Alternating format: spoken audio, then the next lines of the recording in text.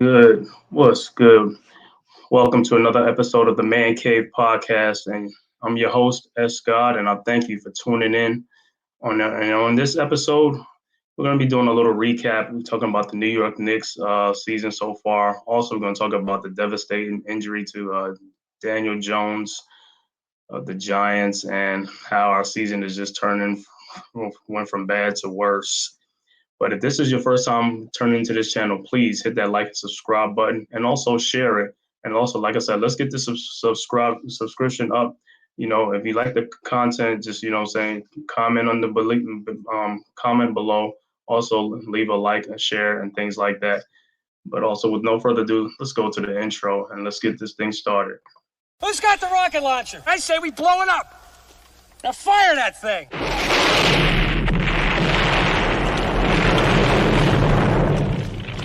It's for the city of sports, playing with a giant Nick.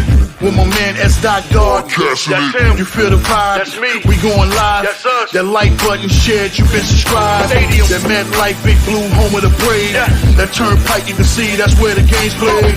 NFL one day, then it's the NBA. Madison Square Garden, that's where the Knicks play. This that NY Logan, no it don't get broken. Legalized mean this shit smoking. I'm on topic, dropping another episode. The game winner, trade, maybe a field goal. Everybody right now doing the wave. You tune in the show called The Man-Cave. I see the chat, they always doing their thing.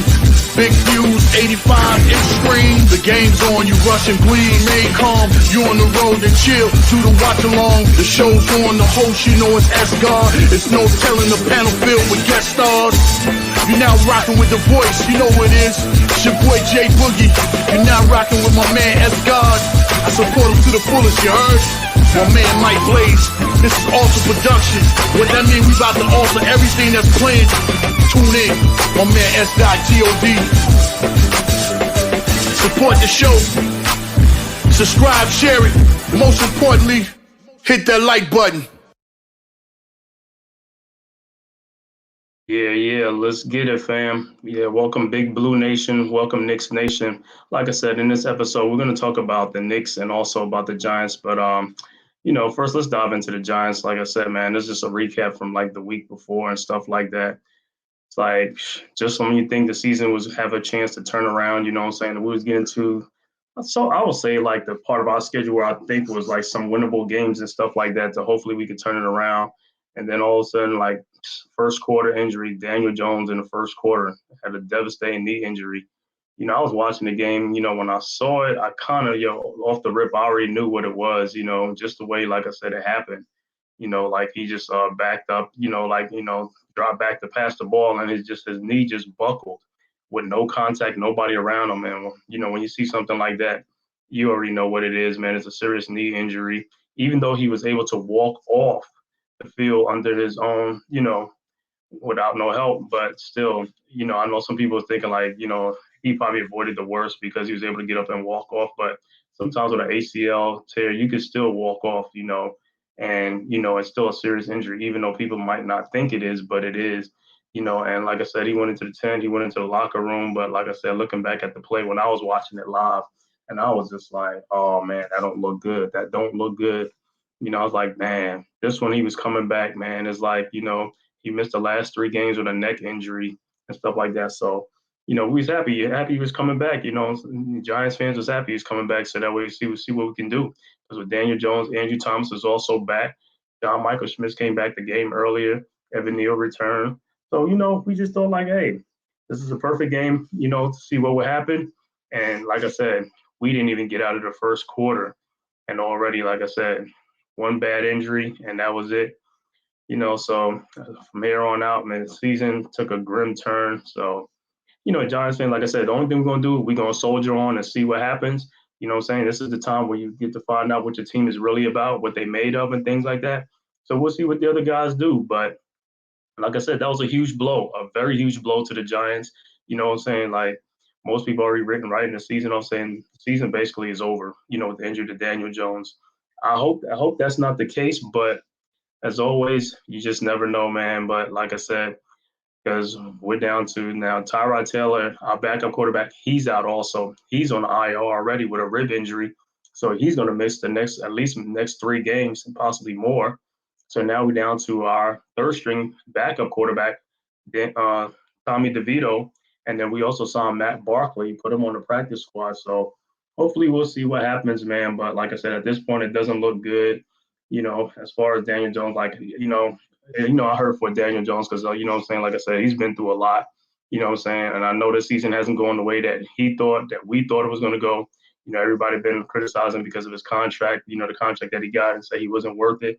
Yeah, and like I said, he was trying to prove people wrong and things like that. And like I said, we came to the season with very high hopes and things like that. Everything was looking good on paper. We had a great draft. We had a great free agency. We made trades. We put more talent on the team. So we had high hopes, but things didn't turn out that way. And sometimes it's not a bad thing. What I'm saying? Sometimes that's why you play the games to find out what your weaknesses are, what you got to improve on, and we was able to do that. So going into this off season, we know what we got to improve on, and things like that, and what we got to add to the team. So going to this off season is going to be, I think, at least about 21 free agents. Going into the off season. So that's money coming off the books. Things like that. That's going to give us more room, like free agency, to add more players, upgrade the talent, and things like that, and come back again next season. So all is not lost. It's like, but it also looks like we're headed for a top 5 pick in the draft, and I know what a top 5 pick is going to be, quarterback. And like I said, I'm a Daniel Jones supporter. I like Daniel Jones. I feel he's a good quarterback. But like I said, when you really look at it, though, it really looks like, this injury is going to be a couple of years because, even though you're going to have to rehab, you come back a year and you're still not the same player. So it's going to take at least another year for you to get your legs back under you. So that's basically about 2 years going right there. Plus you got a neck injury, 2 neck injuries now, and an ACL tear. So, and it's like I said, I can see how the front office, they're going to go, they're going to go and go get their own guy because they did not pick Daniel Jones, so they have no ties to him. So with them, like I said, now, an injury like this is like this. This opens the door for the Giants to go out and get their own quarterback. And also the trade of Leonard Williams, that's also helped our draft capital because now we got a high second round pick. So now we got 2 second round picks and a first round pick. So if they got to use those, ammunitions and assets to move up to get the quarterback that they want, that's fine.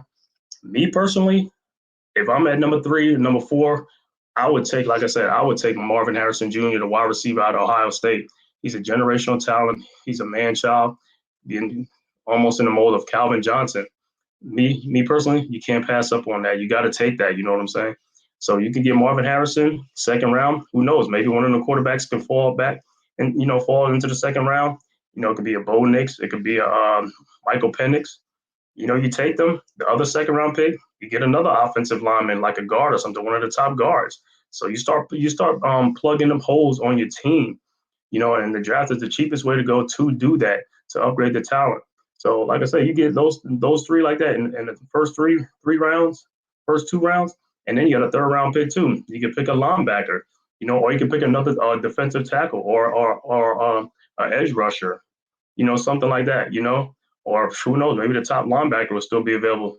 This year's draft that just passed, I was at the draft actually in Kansas City, and I think what's name fell to like the 3rd round, and he was supposed to be a first round pick, Trenton Simpson, the linebacker from Clemson.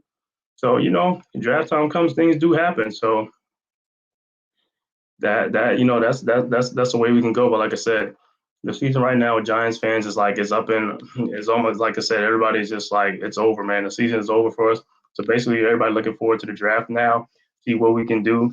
But like I said, going forward with a backup quarterback like Tommy DeVito or even Matt Barkley to come in, like Giants fans ain't really like hanging their hopes too high on things like that because, like I said, it looks like it's going to be a wasted season, a down season, and so the poorer the record, the better the draft pick, the higher the draft pick for the talent level to upgrade the talent level, and that's no problem. It happens. Sometimes you underestimate things, and like I said, coming to the season, the Giants as an organization, as a team, fan base, we felt real good. But like I said, coming to the season, I mean, we like grossly miscalculated our offensive line. The defensive line wasn't playing good in the first three games, and they turned it up. But the offensive line is starting to come together. But it's still, like I said, it's a lot of injuries on the line, so it's been a ragtag bunch most of the season. So, you're just gonna take your lumps with it. But like I said, off season, you tackle free agency, see what's out there. Sometimes it's a good offensive lineman who's available on the market. You get one of those good offensive linemen, you draft another one, and there you go. You start building your line up. Because like I said, so far we got Andrew Thomas, we got John Michael Schmitz at center, and Evan Neal. Like I said, we get another tackle or something. We're going to kick him in the guard. See what he see. If he can. If he can raise his level play as a guard. Because right now the right tackle position is not working. And like I said, for Evan Neal, I hope the light turns on. Like I said, I mean, I don't ever want to see nobody like, you know, uh, how can I say, just be like an underachiever or something, or not, because they're gonna call him a bust because he's the seventh pick in the draft. Which, what I'm saying, I had high hopes for Evan Neal, but like I said, it hasn't turned out that way yet. But it's not too late. I mean, he's still a young guy, so we'll see what happens. But like I said, for him, like I said, his position, like I said, at this point, if it keeps happening like the way he's playing, like they're gonna eventually kick him into guard and see where it goes from there. But like I said, so far on the season, the Giants season, we're 2-7 on the season, and with games coming up against the Cowboys, the Commanders, and the Patriots before the bye week, it doesn't look too good. Then when we come off the bye, you still got to play the Eagles twice, and teams like that. So Saints. So it is what it is. Like I said, only thing we could do is just see what happens, see how these guys pick it, if they're gonna pick themselves up, what I'm saying, instead of feeling sorry for themselves, and see what type of fight they got, But so far, like I said, it's like the injury to Daniel Jones has been a big blow. But like I said, we'll see what happens. You'll see what if Tommy DeVito, if they don't let him pass the ball, things like that. Matt Barkley, see what he can do, but I'm not going to hang my hopes up on it. So basically, like I said, we'll just play out the season and see how it goes. But in any what you call scenario, some people want to like fire Joe Shane and Brian Dable. It's not going to happen. These guys, this is only their second year on the job. You have to give them time to fix it. Yeah, I mean, they thought they fixed some of the problems, but they didn't. But that's why you go back to the drawing board. You got to keep trying. You can't just give up. So we'll see what happens. Like I said, they got time to fix it, and I got confidence in that. I think they're gonna get it. They're gonna get it right. So I'm not really worried about it.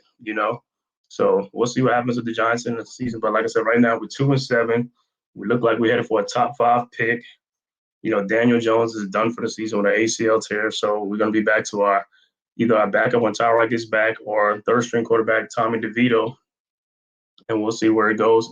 But like I said, so we got the draft, we got the off season, free agency and things like that. And we'll see where it goes. Now, as far as the with the Giants, well, the next game is against the Cowboys this Sunday in Dallas, and already we were like a 2 touchdown. I think it's like 15 and a half point underdog. Which, like I said, I knew that was going to be. I knew it was going to be like that. So things, because we got whooped 40-0 on opening day of the NFL season. Plus, you're going in with a backup quarterback in Texas Stadium, so in Jerry's World. So we'll see what happens.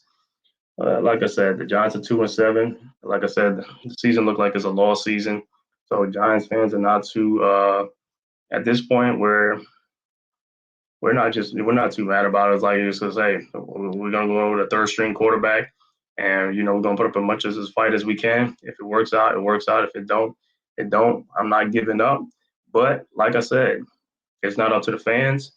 It's up to the players to go out there and perform, do what they gotta do, see if they got some fight in them, pick themselves up and stop feeling sorry for themselves, and go out there and put up a fight. We'll see what happens, and let the chips fall where they may. And it's so going over to the Knicks. Now the Knicks started the season. Next season is they're 3-4 on the season. They're coming off 2 losses in a row, and RJ Barrett. They just got RJ Barrett back for this last game against the Clippers, which the Knicks beat the Clippers 111-97 on the season.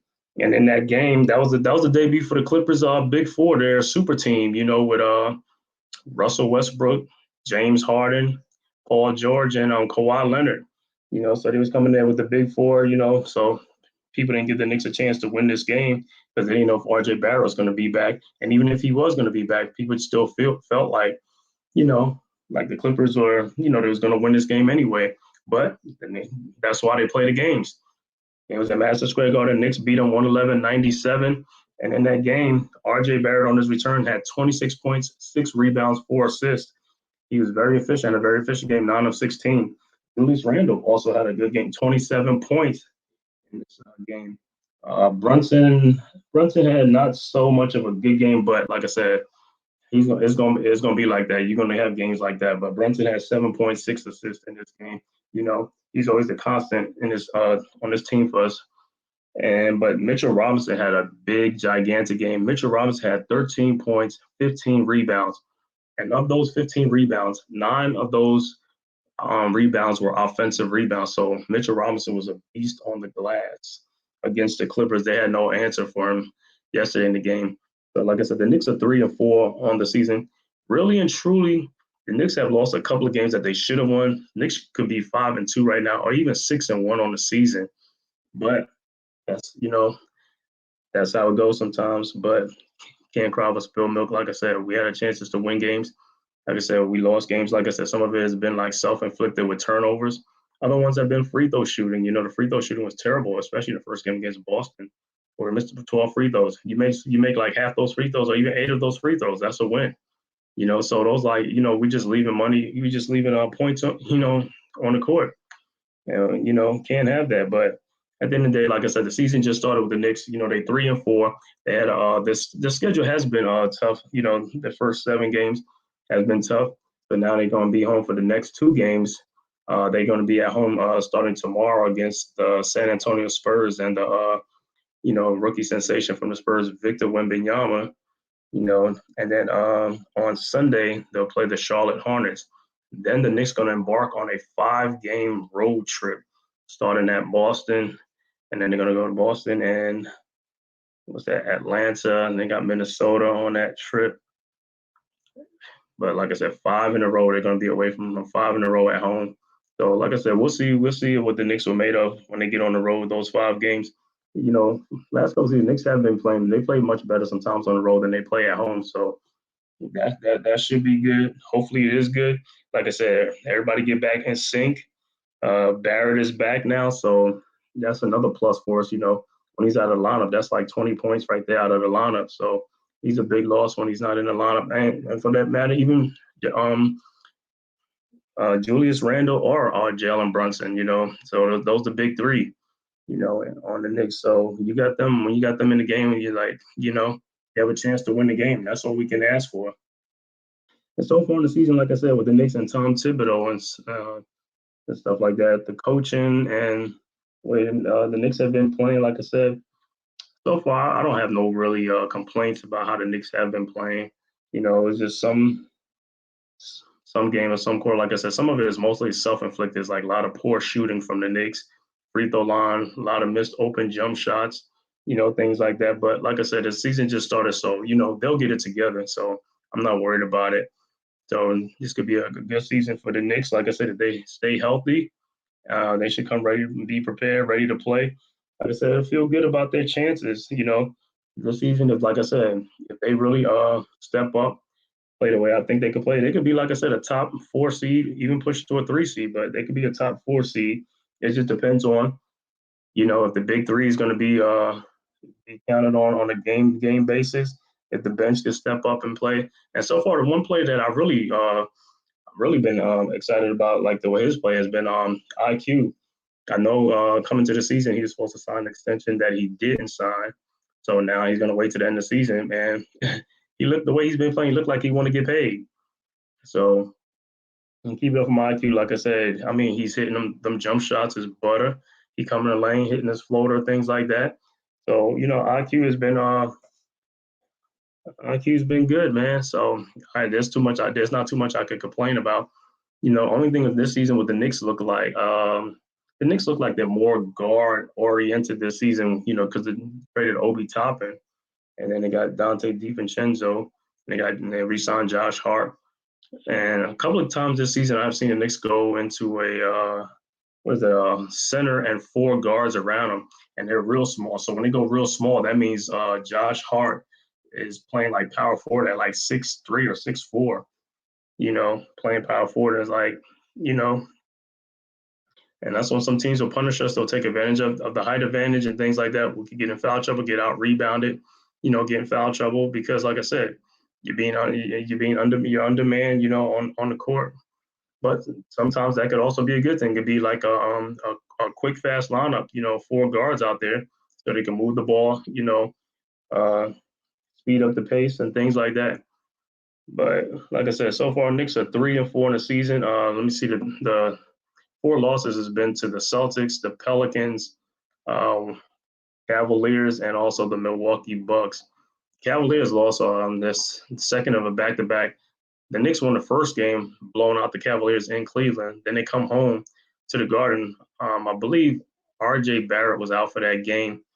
Knicks lost that game at home to Cleveland. Then they lost to the Milwaukee Bucks, and then they followed that up with the win against the Clippers in New York last night. So far it's been like an up and down season, but like I said, but the Knicks, like I said, season just started. Like I said, so far I have really no complaints about them. Only thing, like I said, the bench should be our strength this year too. Like I said, we're kind of deep, but like I said, we're more guard oriented than forward or big man oriented. We got Hartenstein, Mitch, and Julius. And like I said, if Julius gets in foul trouble, then we're gonna have to go to a small lineup. And like I said, Josh Hart or even more RJ Barrett might play at the 4, depending on who's in the game. Yeah, we got Jericho Sims on the bench, and I don't know if Tibbs is going to play him or not too much or something like that, but he may play. So all in all, like I said, it's just a recap. Like I said, Giants this season. Like I said, what can I say? Look like the season is going down in the twos at 2-7 right now. 8 more games left to go in the season. We've got a bye week coming up I believe in about 3 weeks. We'll see where we're at. Like I said, we got the Cowboys right now, and then we got the Patriots and the Commanders, or the Commanders and the Patriots, and go into the bye week and see what we do. And on the Giants on the season, like I said, the Giants this season, some of the Giants' losses and things like that, I have to blame it on poor coaching too. The coaching has not been the same like last season. I mean, last season we was like, we was there. We made all the right calls. We made all the right plays. But this season, yeah, there's some plays that have been questioned. You question some of the play calling. You question some of the decision making and mistakes that's being made on the field and things like that. And you just like, how can we go from a team that didn't make too many mistakes to making a lot of mistakes this season? So some of it is on the players, but a lot of it's on the coaching too. Like, so everybody got to get better. Like I said, the coaching has to get better. The players got to get better. But like I said, the way the season is going, it looks like it's going to be a lost season. The only thing we can hope for is for these guys to wrap it up, come ready to play, on Sundays, and have pride. Giants, especially Giants pride, and we'll see what they're made of. Like I said, I'm not giving up on them, even though like the season may be in doubt. Only thing I want to see fighting these guys. I don't want to just see them just like, mail it in or quit. That's the worst thing to do, is to see somebody quit or a team quit or just mail it in, as fans, because you're invested in a team. You want to see you're watching their games on Sunday or whatever day, Monday night, whatever day they play. You want them to give effort, maximum effort. Like I said, it's one thing to lose, but it's another thing to take a loss with no effort, or you just quit. Like I said, I could take a loss if I felt like they left it all out there, they played their hearts out. Hey, I'm good with that. No problems. So, like I said, the thing with the Giants is, like I said, the season started out like high hopes and all stuff, and it just quickly dashed. And went from sugar to shit. And like I said, it just went from bad to worse and stuff like that. But it is what it is. We'll take our lumps. Like I said, we'll come back ready next season. But like I said, the season ain't over yet. We'll see what these guys made of. And they may surprise us. They may shock us. I hope they do, But I'll be pulling for them. But like I said, as far as the Knicks are concerned, the season just started. So Knicks 3-4 right now. I'm not concerned. Like I said, it looked like they could win some of these games coming up. They could be some winnable games. But they come back here to Atlanta. I was at that game against the Hawks a week ago, a week and a half ago. So November 15th, I'll be back. I'll be back at State Farm Arena to cheer the Knicks on. You know, when they come back down to State Farm Arena, Atlanta South. You know what I'm saying? All the Knicks fans will be there cheering their team on. Like I said, it should be a good game. But like I said, these next 2 games, we got 2 games at home, and then we got 5 straight on the road. So that's 7 games right there. Like I said, can make or break. Like I said, those are games that some of them are winnable games. So I want to see the Knicks have, learn from their mistakes. Like I said, if they could just limit their mistakes, limit the turnovers, make more shots. Like I said, the Knicks have got a lot of good wide open looks that they just haven't been able to make. Like I said, free throws have been a problem, but it looked like he's starting to cash in on it. RJ Barrett, like I said, he's looking real good on the free throw line. So it's not that I can't be too mad about that.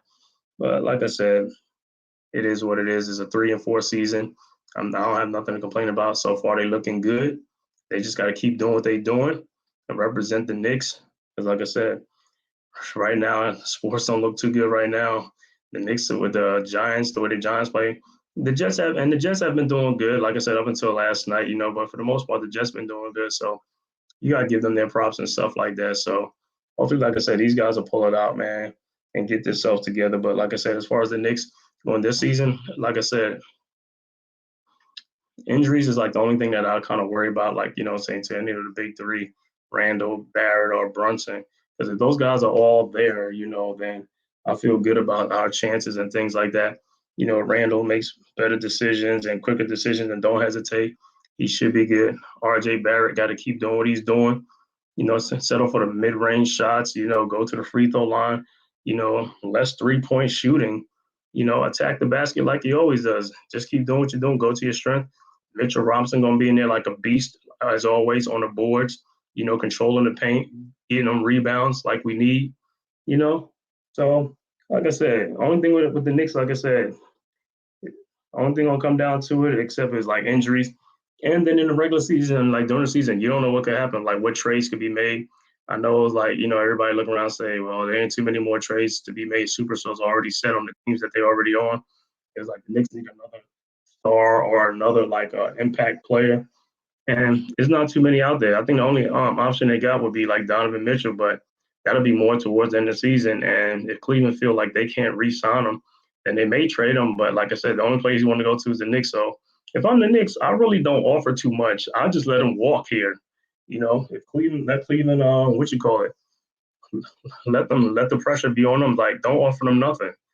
They could trade him somewhere else. And wherever they trade him to, he's going to be a 1-year rental. He ain't going to re-sign. So if I'm the Knicks, I just sit tight and see what happens.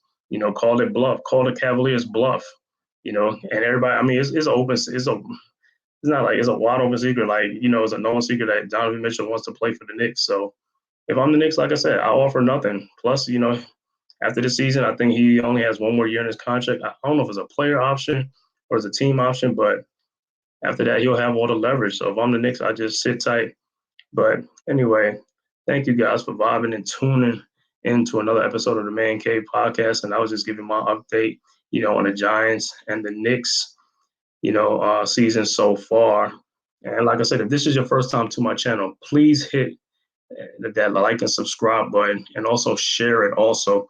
And also leave a comment down below about, things I've talked about, if you agree with some of the things I said, or even leave a comment about what you feel about the Giants season so far, also about the Knicks and how you feel the Knicks season will be.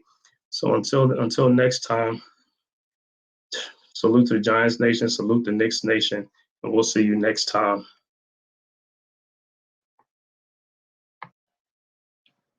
Who's got the rocket launcher? I say we blow it up. Now fire that thing.